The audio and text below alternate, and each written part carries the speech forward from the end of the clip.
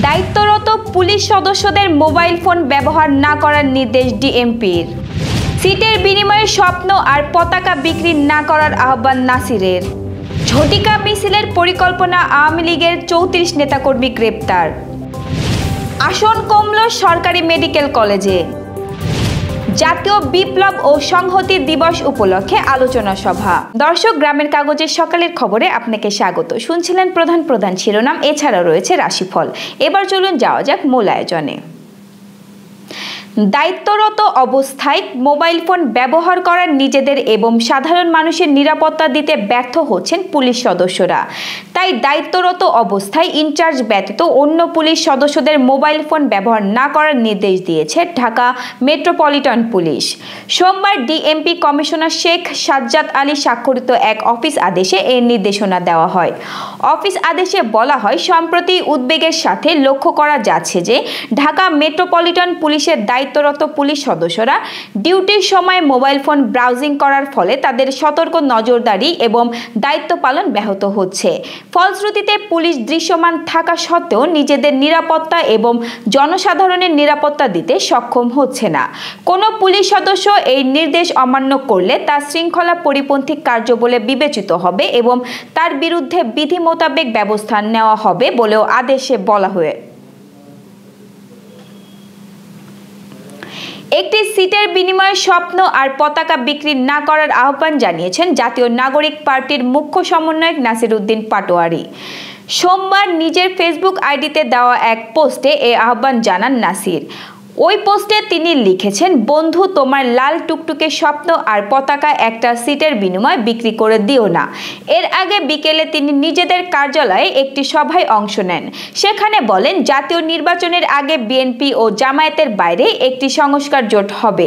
জোট গঠনের প্রক্রিয়া নিয়ে আলোচনা চলছে। ওই সভায় তিনি আরও বলেন, যদি জুলাই সনদের আইনি ভিত্তি না হয় এবং নির্বাচন যদি পিছিয়ে যায়, তাহলে আপনারা দুই দল নির্বাচন পেছানোর জন্য দায়ী থাকবেন। দ্রুত জুলাই সনদ বাস্তবায়নের একটি পদ্ধতি বের করে ফেব্রুয়ারিতে নির্বাচন করার জন্য পদক্ষেপ নিতে হবে। ইতোমধ্যে সমঝোতার ডেডলাইন শেষ। কারো বুকে দাড়িপাল্লার ব্যাজ থাকুক বা ধানের শীষের, বুঝে শুনে গিয়ে সংস্কার জোটে ভোট দিয়ে আসার আহ্বানও জানান নাসির। সোমবার দিনব্যাপী রাজধানীর বিভিন্ন এলাকায় পৃথক অভিযান পরিচালনা করে ঝটিকা মিছিল পরিকল্পনা, অর্থায়ন ও অংশগ্রহণকারী কার্যক্রম নিষিদ্ধ আওয়ামী লীগ ও সহযোগী সংগঠনের আরও ৩৪ নেতাকর্মীকে গ্রেফতার করেছে ঢাকা মহানগর গোয়েন্দা পুলিশ। এদের মধ্যে ডিবি রমনা বিভাগ ২ জন, মিরপুর বিভাগ ৪ জন, ডিবি সাইবার বিভাগ ১৩ জন, ডিবি মতিঝিল বিভাগ ৪ জন, ডিবি ওয়ারি বিভাগ ১ জন, ডিবি উত্তরা বিভাগ ১ জন, ডিবি তেজগাঁও বিভাগ ১ জন, ডিবি লালবাগ বিভাগ ৩ জন এবং ডিবি গুলশান বিভাগ ৫ জনকে গ্রেফতার করেছে।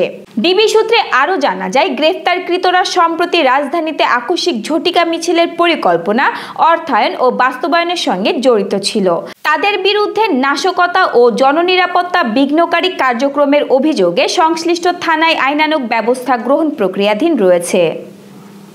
দেশের ৩৭টি সরকারি মেডিকেল কলেজের আসন সংখ্যা পুনর্বিন্যাস করেছে স্বাস্থ্য ও পরিবার কল্যাণ মন্ত্রণালয়। মোট আসন থেকে ২৮০টি কমিয়ে এবার মোট ৫,১০০ আসন নির্ধারণ করা হয়েছে। সোমবার মহাপরিচালক অধ্যাপক ডাক্তার নাজমুল হোসেনকে স্বাস্থ্য ও পরিবার কল্যাণ বিভাগের চিকিৎসা শিক্ষা ১ শাখার সিনিয়র সহকারী সচিব সঞ্জীব দাস স্বাক্ষরিত এক চিঠিতে এ তথ্য জানানো হয়েছে। চিঠিতে বলা হয়, স্বাস্থ্য ও পরিবার কল্যাণ মন্ত্রণালয়ের উপদেষ্টার সভাপতিত্বে ৩০ অক্টোবর অনুষ্ঠিত সভার সিদ্ধান্ত অনুযায়ী দেশের ৩৭টি সরকারি মেডিকেল কলেজের এমবিবিএস কোর্সের বিদ্যমান আসন পুনর্বিন্যাস করা হলো। স্বাস্থ্য শিক্ষা অধিদপ্তরের মহাপরিচালককে দেওয়া চিঠিতে বলা হয়েছে, উল্লেখিত বিষয়ে প্রয়োজনীয় ব্যবস্থা গ্রহণের জন্য অনুরোধ করা হলো।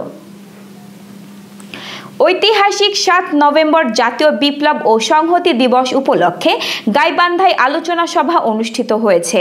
সোমবার বেলা 11:30টায় জেলা তাঁতি দলের উদ্যোগে দলীয় কার্যালয়ে এ আলোচনা সভা অনুষ্ঠিত হয়। জেলা তাঁতি দলের আহ্বায়ক আসম সাজ্জাদ হোসেন পল্টনের সভাপতিত্বে ও সদস্য সচিব আশরাফুল সরকার হাফিজারের সঞ্চালনায় অনুষ্ঠানে প্রধান অতিথি ছিলেন বিএনপির কেন্দ্রীয় কমিটির গ্রাম বিষয়ক সম্পাদক ও সদর ২ আসনের বিএনপির মনোনীত সংসদ সদস্য প্রার্থী আনিসুজ্জামান খান বাবু।